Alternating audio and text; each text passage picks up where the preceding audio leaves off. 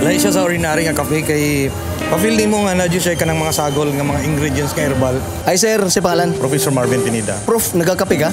Yes, of course kay part na sa akong daily routine. Every time nga kanang mabilar ko, pagbuntag kanang dukaon kog ka akong gina-energize sa imong lawas, nagainom kog kape every day.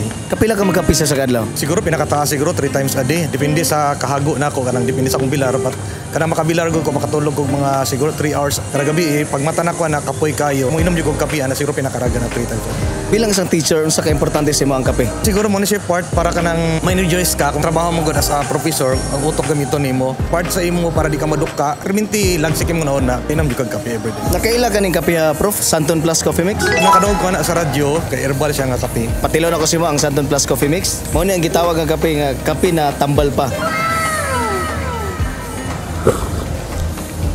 Lahi siya sa ordinary nga kape kay pa-feel nimo nga na siya ka ng mga sagol nga mga ingredients nga herbal. Ma-feel nimo katong soya o katong mga ingredients nga herbal kumpara nimo sa ibang kape. Kauban ako no mga nasa academe para energize mo perminti, alert mo perminti sa inyong klase, gamit mo og Santon Plus Coffee Mix. Santon Plus Coffee Mix. Mabibili sa lahat ng mga butika nationwide.